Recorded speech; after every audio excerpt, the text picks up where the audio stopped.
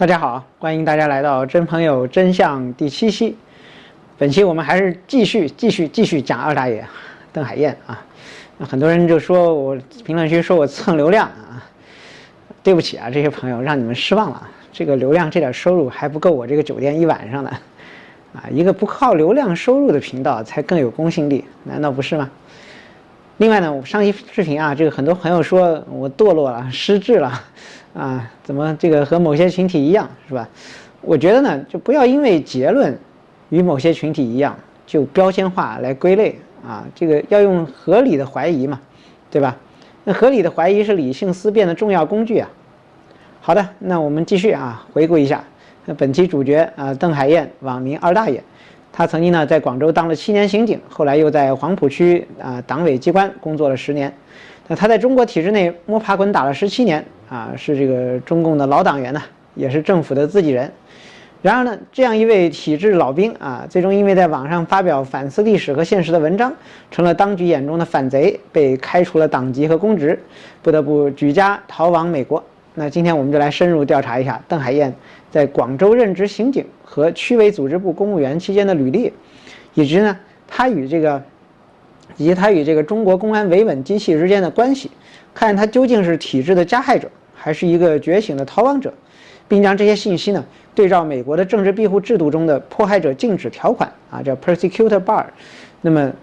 判断一下邓海燕是否符合禁止获得庇护的这个标准啊。我先来看他的我们先来看刑警岁月啊。那么他这个7年的中国的公安生涯是怎么样的啊？邓海燕是贵州毕节啊一个军人家庭出身。他自述呢，他从小喜欢文学和绘画，本来梦想报考建筑设计专业啊，但是在这个军人父亲的强硬安排下，高中毕业后啊，听从父命啊，报考了这个中国人民公安大学。那大学时期呢，邓海燕是一个愤青啊，小粉红啊，他曾经参加过反美游行啊，砸过美国大使馆啊，对西方充满了敌意啊。但是呢，校园里稍微宽松的环境呢，也慢慢改变他了啊。图书馆里有这个西方哲学史啊、宪政史这些书籍，他在心里呢受到了一些民主宪政的影响啊。那毕业的时候呢，邓海燕虽然思想上有了那么一点点触动啊，但是呢，绝对没有想到过要激进到反抗体制啊。那他和许多的这个普通青年一样，希望找一份稳定的工作，平平淡淡的度过一生。大学毕业以后呢，邓海燕就被分配到了，那个时候还是包分配的啊，这个广州市公安局黄埔分局啊，当了一名这个刑事警察。那一入职呢，这个单位领导第一个要求就是他要火线入党啊，这是政治上积极的表现啊。那在中国呢，这个公安警察其实就是中共的打手部门啊，不可能允许你不受党的控制嘛。那于是呢，邓海燕就稀里糊涂的递交了这个入党申请啊，这个稀里糊涂是他在这个美国之音采访时候的自述啊，很快成了一名中共党员啊。那就这样呢，从21世纪开始，他在这个广州当了7年的刑警。那他自述呢，刑警的工作非常辛苦啊，但是呢，让他看到了社会最真实和黑暗的一面。他每天与各种社会底层黑恶势力打交道啊，逐渐明白，在这个光鲜的表面下，中国还有那么多啊，他自述的叫为1-2块钱要铤而走险的人。那么权力与丑恶勾结的这个阴暗角落呢，比比皆是啊。那这些经历呢，让他对于这个中共的国家和体制有了一个新的认识啊，这个不再是小粉红了好像。那他也经历了来自这个体制内的很多的冲击啊。那第一次提拔的时候，他就明明笔试面试都是全局第一，民主测评也名列前茅，却唯独他被刷了下来啊。原因很简单啊，他不肯遵守潜规则，不送礼不巴结领导啊，结果呢提拔名额被关系户顶掉了。那这样的事情一再发生呢，让年轻的邓海燕对官场生态有了刻骨铭心的体会。那更令他心寒的呢，是一些执法不公的案例啊。他自述呢，曾经侦办过一起强奸案啊，嫌疑人是位高权重的副厅级干部，受害者当然只是普通百姓啊。那么照法律，这名干部应该是要坐牢的，但是过程中呢，发生了各种中共特色的这种干预啊，最后案件不了了之。这件事情呢，对邓海燕的冲击很大啊，让他开始质疑这个法律和正义在现实中的作用。那他当时呢是一名基层刑警啊，努力破案啊，这个惩恶扬善，这是他自述啊。那么却发现，如果对手是有权有势的人，那正义经常被权力碾压啊。那这段7年的刑警生涯呢，应该讲，邓海燕在美国之音采访的时候说啊，是他的思想从粉红走向彻底清醒的关键时期，那体制的这个黑暗逐渐展现在他眼前，他开始思考自己一路受的教育，所相信的一切是否都是骗局啊？那关键的问题来了啊，那么广州公安的维稳内幕这个监控与压制的日常。那么在邓海燕在广州当刑警那些年呢，中共的维稳体制正在日益的严密。维稳就是所谓维持稳定，为了社会的安定，当局不惜动用公检法，全力打压一切的不和谐因素构建和谐社会对吧？包括了这个草泥马对吧？包括了河蟹等等这个动物都是当时大家耳熟能详的我没有吐脏字这都是动物的名字那警察呢，作为维稳机器的重要齿轮呢，每逢重大节庆和敏感时期，都要承担监控异议人士、堵截上访群众，甚至非法拘禁拘留、强制审讯等等任务我们本节目的结尾，我们会再来声援另外一位被这个中共这样打压的人士那邓海燕呢，在公安系统工作期间呢，对这一套维稳做法再熟悉不过了。他后来坦言每逢重大庆典或节日，当局预设任何不稳定的苗头都必须扼杀在萌芽中，不想出任何事情，会提前对任何人包括他说他像他这样的人都会进行敲打。那也就是说，但凡被列为重点维稳对象的人士在敏感节点往往不是被限制出行，就是被公安请去喝茶谈话严密监控起来这里我要特别说明一点因为我上期提到了2位愿意从体制里面辞职的同学，是我特别敬佩的人，所以呢，评论区有人污蔑他们，说哎，你看这些人就是利用了体制的关系，然后就去做生意对不起这位朋友，这2位朋友都出国了对他们国内的这个所有的资源都是放弃的态度，这个就叫毅然决然，对吧？这个也是其实我上期节目讲了二大爷的经历里面很为人诟病的地方他对这个体制这么有意见，却这么久也没有任何行动好，那08年汶川大地震呢据郑海燕的这个自述呢，是让他彻底寒心的一幕引号那么当年地震死了这么多同胞，举国同悲，然后呢，他从内部的渠道了解到这就是他自己供述的这个他当时接到的任务，类似这种任务中共高层呢，把大量精力花在了维稳上面去抓捕谭作人这样调查宿舍这个豆腐渣工程的维权人士，抓捕那些要求追责的遇难学生的家长，甚至呢，在灾后这个当然大家知道举办了盛大的奥运会政府呢一边号召老百姓捐款赈灾一边挥霍巨资办奢华盛典对这个地震的死难者以及因为这个豆腐渣工程造成了这些学生伤亡的事件，都是维稳的这个态度应该讲这也是他们的任务之一那么这种种反差呢邓海燕自述说他无比愤慨，他意识到在中共眼中政权的面子和稳定高于一切，哪怕牺牲真相和良知也在所不惜那么在广州本地呢，他自述所谓维稳的措施无处不在，每年全国两会、国庆的敏感日临近时，广州警方都会对访民、异议者等重点对象进行提前控制，不是把上访者拘禁在所谓的救助站，就是派人24小时看守，或者干脆让他们被旅游，以远离敏感的地点。邓海燕后来包括美国之音自由亚洲等等采访，他都透露过当年呢，他在公安内部看到了胡锦涛的一份指示，强调意识形态管理要向朝鲜学习，朝鲜一直正确这让他大受震动21世纪的中国领导人居然这个歌颂朝鲜这种反人类的体制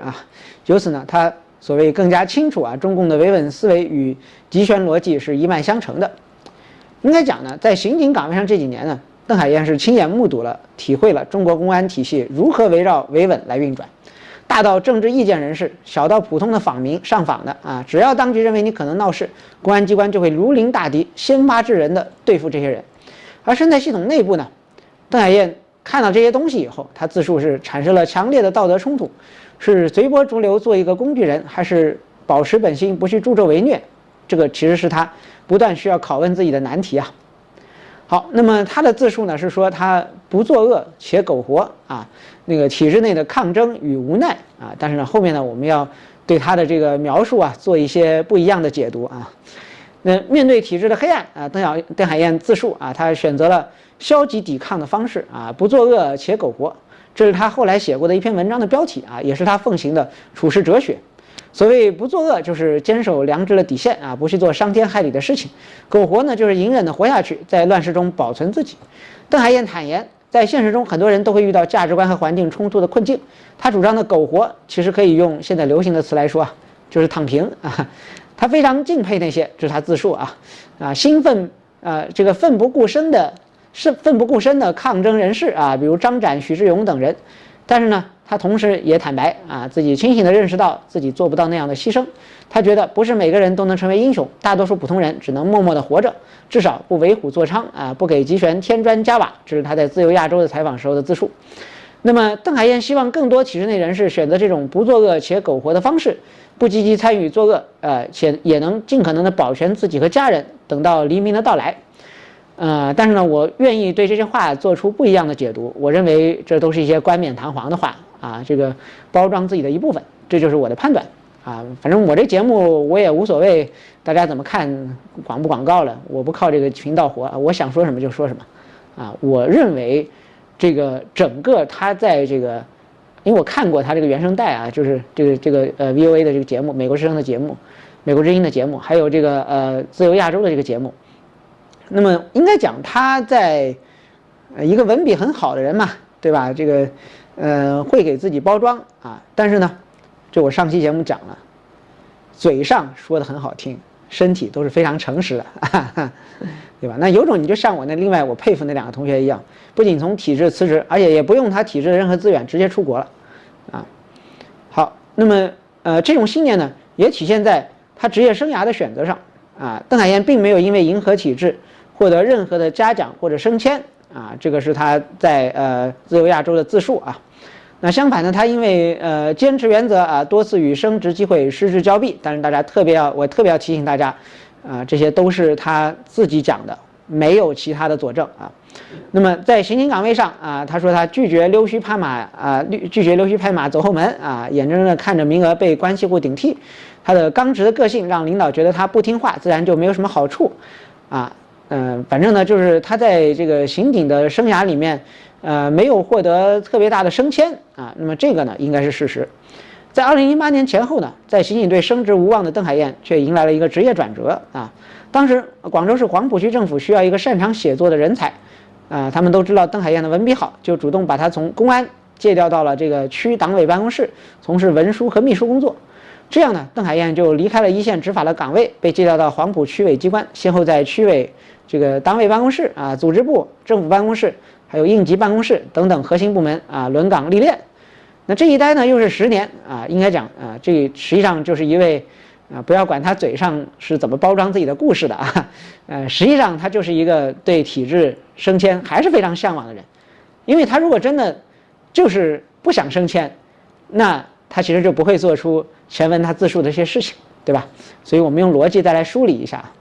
好，那这一待呢又是10年啊。那对于这次转岗呢，邓海燕后来调侃说，都是公务员系统的人，转来转去很正常啊。他们看中我文章写得好啊，就把我调过去了。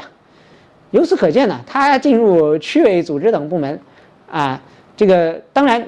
很难说这个到底是不是因为镇压意见有功得到的提拔呢？啊，不知道啊。那么他说呢，他是凭借写材料的本事被当作笔杆子被吸收到了党政机关的中枢。但是无论如何啊，这个人在体制内还是追求进步的引号的进步啊。好，那么在这个区党委和组织部任职期间呢，邓海燕近距离观察了中共权力运作的内幕啊。他看到干部提拔任用中的暗箱操作啊、买官鬻爵啊、卖官鬻爵的这些黑幕啊。那么对所谓公平公正啊，他自述是不再抱有幻想。那他曾经负责过一段时间啊，叫所谓军转干部啊，就转业的干部的安置啊，发现筛选简历时根本不看个人的军功与荣誉，而是直接按背后推荐人的官阶排位次序，推荐人是书记的排第一啊，推荐人是区长的排第二，完全以权力级别来论高下啊。还有一位说他自认为工作能力是很强的干部啊，迟迟得不到提拔，最后不得不拿钱走了关系啊，买通了门路才搭上末班车。所以你看啊，这个邓海燕这些自述啊，有很多矛盾的地方。他又说这个人啊，这个对吧，很理想化，理想信念很强，他觉得很佩服的一位干部啊，最后不得不拿钱走了关系，买通门路才搭上末班车。这些人啊，就用2个字来形容：虚伪啊。对吧？这个嘴和这个身体是完全不一样的。好，那么这些经历呢，再次验证了他的信念啊，这个所谓的信念嘛，我说的很多都是他这个采访的自述啊。这个体制下啊，清正廉洁反而会四处碰壁，坚持原则的人屡屡遭到打压，就像他父亲当年在部队因为刚直而不得志提前退伍一样啊。邓海燕深感自己也在重蹈父辈的覆辙。不过呢，尽管身处权力核心的部门，邓海燕却自述说，他谨记不作恶的底线啊，在组织部和政府办10年里，他的角色更像是体制的观察者，而非积极的参与者啊。但是呢，这个我想说一句啊，这个政府的这些部门啊，特别是他刚才都已经在这个各种采访里承认了啊，维稳是他们的重要的工作，所以他在面对美国移民局官员的时候，明显是避重就轻啊。那么他说的是，他只是按部就班的完成文书工作啊，还特别强调他对于一些侵犯人权、打压良知的事情，能避就避啊。确实，现在没有什么确凿的证据显示他亲自参与过监控异议人士迫害访民或非法审讯这一类人权迫害活动啊。但是呢，我们就引用这个王立军的案例吧。当年为什么希拉里就直接秒拒了啊？就是不可能庇护这个人。难道希拉里需要先去收集和验证一下王立军有没有参与人权迫害的这些证据吗？不需要啊。为中共这种集权政府工作的人啊，官至这个，对吧？你看王立军官至这个公安局长，对吧？官至这个一个省级的这种公安局长，那你说他应该做有罪推定还是无罪推定，对吧？至少从美国移民法这个 persecutor bar， 对吧？这个对于这个参与过迫害其他人的人不能庇护这个原则上，这些参与过集权的暴力机关的人都应该做有罪推定啊，他要证明自己的清白啊。那这个二大爷他这个邓海燕他自述从未炫耀过什么维稳功绩啊，他说把业余时间都投入到了阅读和写作中，把看到的中共黑历史和内心的觉醒思考记录下来并发表在网络上啊。那么我们先来看他这个言论的部分啊，言为心声啊，因言获罪与出走美国。那邓海燕真正走上体制再也不能容忍啊，就是与体制决裂的这个道路啊，是从他开始网络写作开始啊。2010年起呢，他化名在网上发表文章，把自己研读中共党史和普世价值的心得都公之于众了啊。起初他很谨慎啊，不断的变换笔名啊，用过这个没有子弹啊、贺兰山剑客、罗马叛徒等等啊。那他是不想给家庭和仕途制造麻烦啊。可见啊，他其实呢也非常清楚啊，这是精致利己主义者嘛。那同时呢，因为公安出身的他非常清楚当局会怎样对付异议者，所以他对自己的这个行为格外小心啊。注意啊，这是他这个美国之音采访时候的自述啊。这句话其实问题很大的啊。那什么叫清楚当局会怎样对付异议者？如果你没有参与过类似这些审讯啊这些行为，你是怎么清楚的呢？对吧？我就想问一个大问号了啊。好，那么然而正如他自己所说，终有一天你要面对真实的自己，我闭不住嘴啊，我很想说，我可能永远不会沉默下去。邓海燕深知啊，说自己的性格决定了他迟早要发生，无论后果如何。那么2016年啊，他固定使用这个二大爷这个笔名啊，他自述呢是他妻子给他起的绰号啊，调侃他和女儿在家什么活都不干啊，像大爷一样啊。于是呢，随着文章就传播开来，那铁拳也随之而至啊。2018年9月8号开始呢，相关部门第一次请他喝茶谈话啊，这个他确实在庇护的时候提供了非常完整的证据啊，当然这也是我们上期说的疑点之一。那么此后呢，1年多内他总结啊，总共找他相谈了14次啊，喝茶14次啊，抄家2次，搜查他家里面2次。那国保部门呢，已经把他的底细摸得一清二楚，秘密监控了他半年多，包括调查他的通话记录、邮件往来和家庭背景等等。啊，那他们就质问他啊，这个为何发表所谓有严重政治问题的文章，也拿出了他超计划生育啊、超生2胎的旧事当做把柄。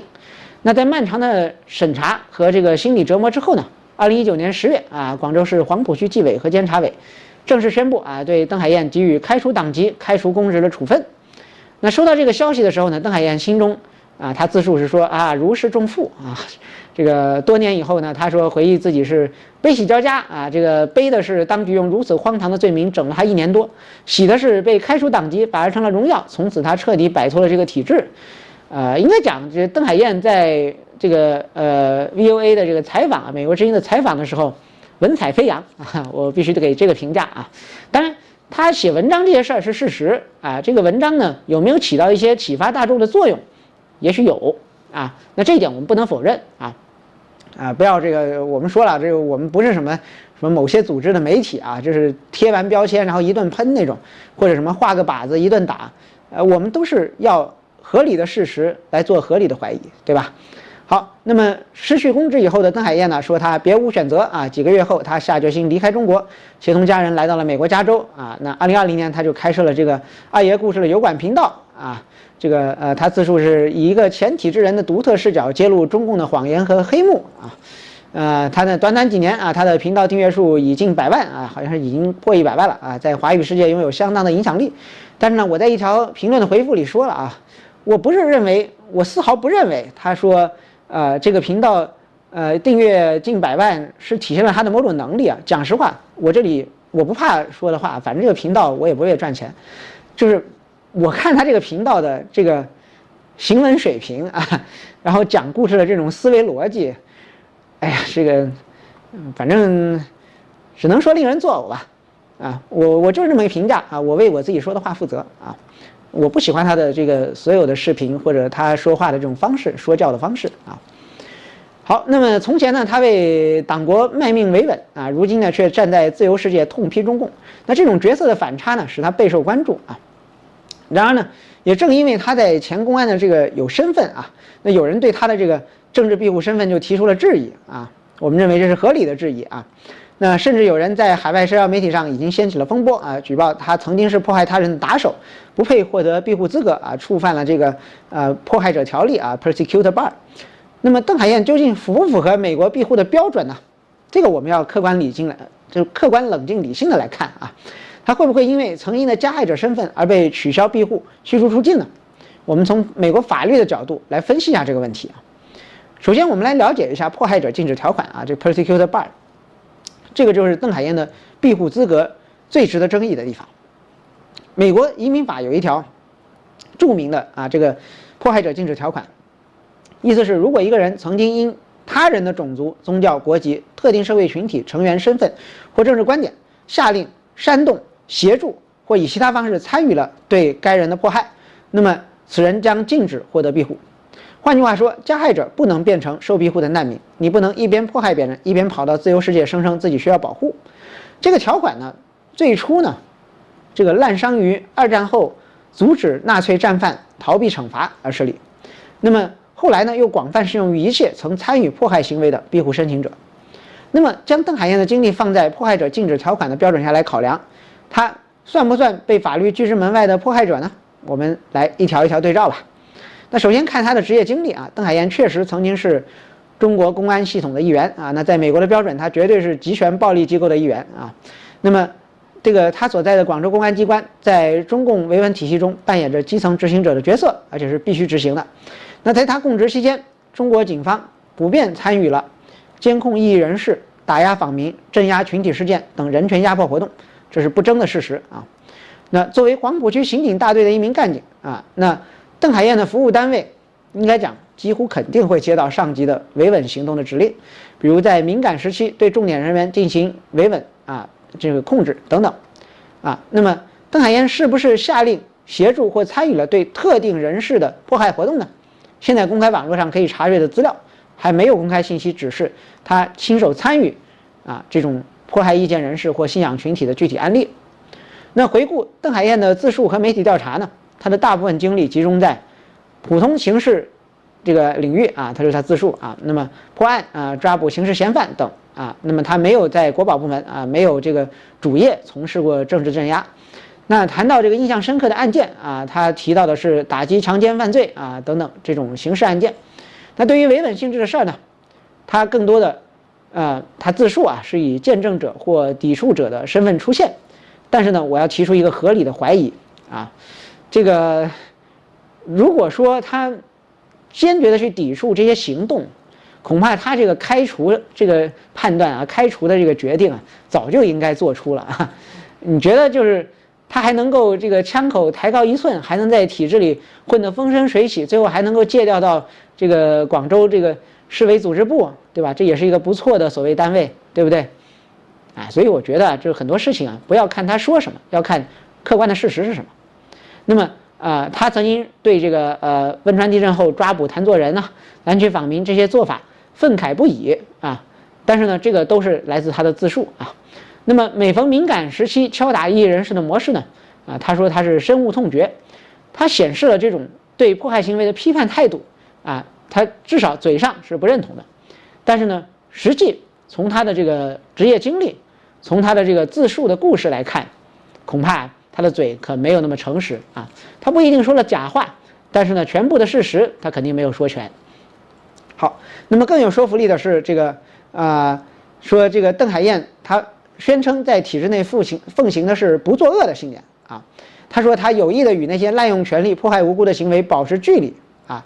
这个比如说这个什么，他说是拒绝违法乱纪的手段去讨好上司，以至于丢掉升迁的机会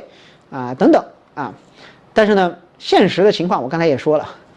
是这个人啊，这个在公安系统他觉得没有什么上升空间，哎，又抓住一个机会去了这个，对吧？市委这个公务员系统，而且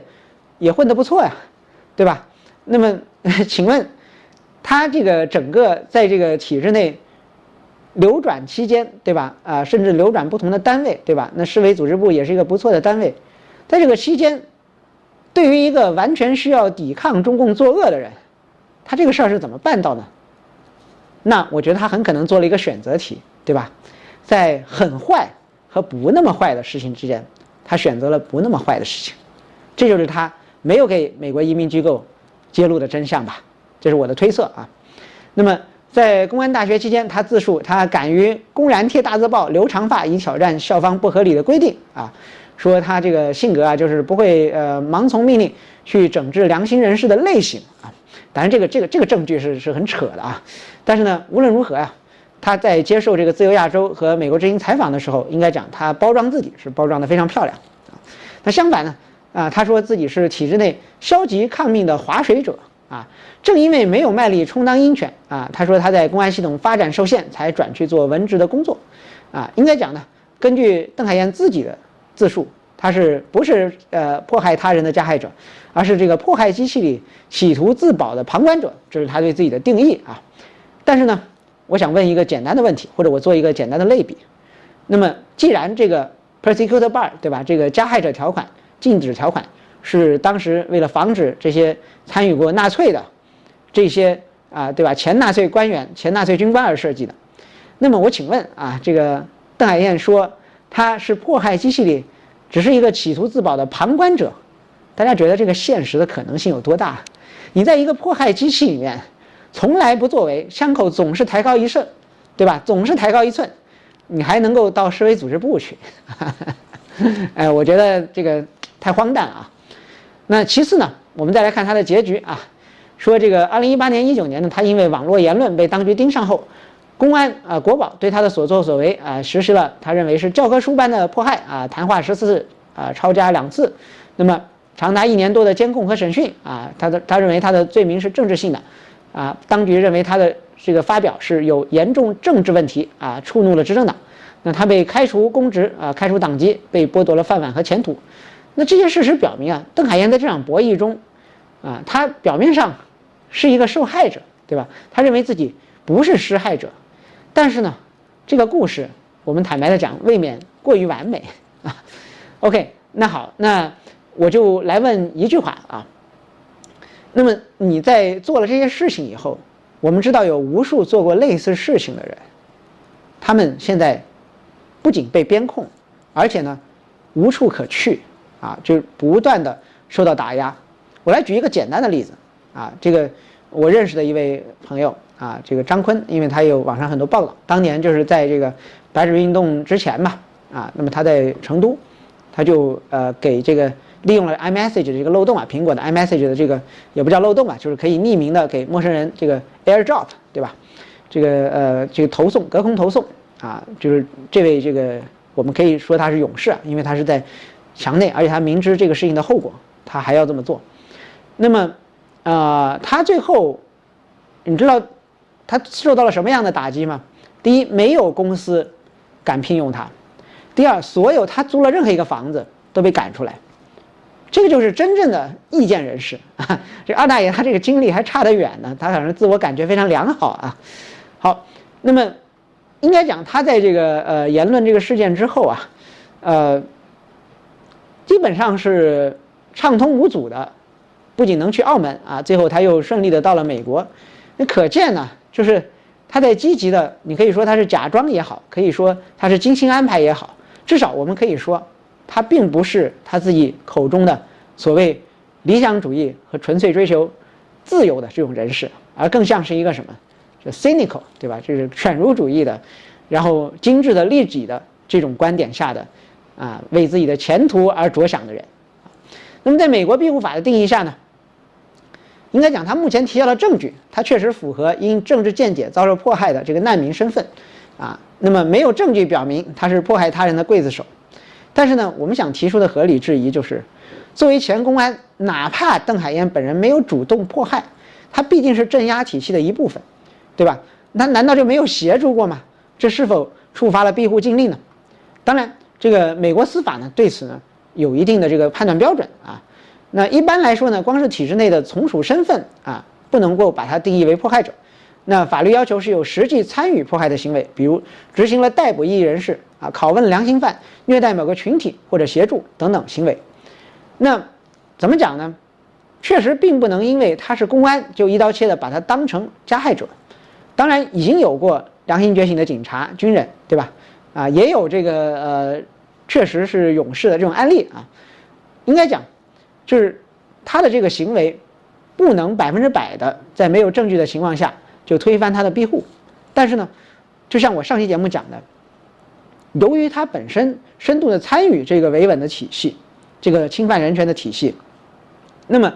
应该讲只是现在没有证据，对吧？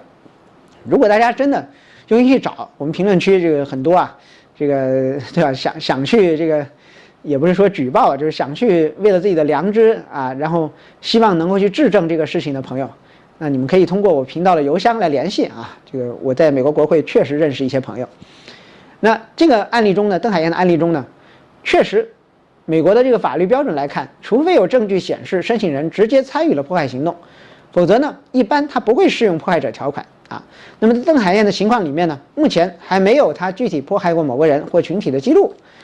那么他自述呢是他还这个因为拒绝潜规则这个升迁甚至拒绝一些这种所谓的迫害行动那么应该讲移民机关呢是移民局，他是采信了这个他的自己的这个证言的好，那么结合以上的分析呢，邓海燕目前根据证据，他确实还不符合美国庇护法迫害者终止条款的适用标准目前还没有证据显示他充当过迫害他人的打手那么目前的证据呢，只是显示了他反对体制的言论成为了被打压的对象那么他17年的生涯呢，他自己的自述是他从工具人到反贼，对吧？他没有因为这个加官进爵，当然我们从他的职业履历来看，好像并不是事实那么怎么说呢？他在广州公安系统目睹了维稳机器如何碾压公益他自己的说法是他从来没有参与过这些同流合污的事情。当然他也看穿了官场规则的冷漠无情他说他自己是一直坚守底线。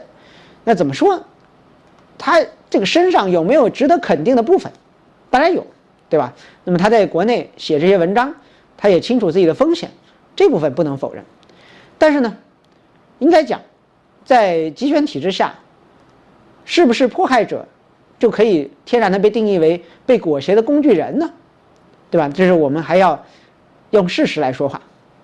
应该讲最终邓海燕的庇护身份会如何，它需要法律和事实的检验。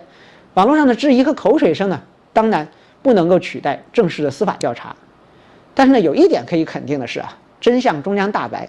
不论是他早年体制内的所作所为，还是他今日的言行行动，都会在历史的审视下被看清楚。如果他真的问心无愧，那么迫害者禁止条款就不会成为他自由之路的绊脚石。反之呢，如果他曾有不可告人的黑历史，那也终究瞒不过法律的眼睛。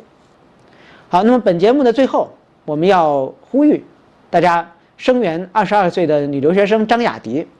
她回到这个中共国已经失联了47天了有人说他是涉嫌危害国家安全等等但是没有明确的说法。那么张雅迪22岁，他的网名叫 Tara 他是湖南长沙人，长期在法国学习和生活。2025年呢，获得了英国伦敦大学亚非学院人类学硕士的奖学金，原计划9月份赴英国读研。那么7月5号，他在返回长沙探亲的过程中，就7月5号他就到了长沙。那么7月30号呢，他在云南香格里拉与外界失联。多方消息表示，他可能因为涉嫌危害国家安全被国安带回了长沙，至今已经47天杳无音讯。那么在失联前，他与亲友保持着密切的联系，但自7月30号以后突然中断。此后，其母亲与其微信账号先后发布的说法，怎么讲呢？就是他自己的微信账号好像被控制了加深了外界对其人身自由及家属处境的担忧。那么25年9月16号下午3点呢，江天勇是著名的709的人权律师受朋友委托前往长沙为这个张雅迪母亲周女士提供法律帮助。而在当天下午4点45分，在长沙广电时光之城咖啡店与周女士会面时，被3名身份不明的人员强行带走。据悉呢，他随后可能被带往长沙市公安局开福分局月湖派出所，目前情况不明。我们就来影射一下这个二大爷的事情这个邓海燕这个事情，这就是基层派出所经常要进行的工作恐怕他只是不愿意言说好，那么张雅迪是这个白纸青年通晓汉藏英法语，积极参与学术，也参与社会议题，致力于促进不同族群的交流那么他曾经参与过这个华语青年挺藏会的编辑工作，这是白纸运动后兴起的华人青年声援西藏的平台。那么致力于传播西藏的民族文化，消解民族对立推动转型正义与和解。他长期关注的是少数民族文化与民族对话，并通过研究促进这个汉藏的理解。我们呼吁中共当局立即无条件的释放张雅迪，公布张雅迪的现状，确保司法的公正，杜绝非人道的待遇，停止对其家属的威胁与干预，保障通讯自由，立即释放他的律师张天勇，保障其为张的母亲提供正当法律帮助的渠道。如果二大爷郑海燕你真的是什么正义之士，那就一起来参与这个声援好吗？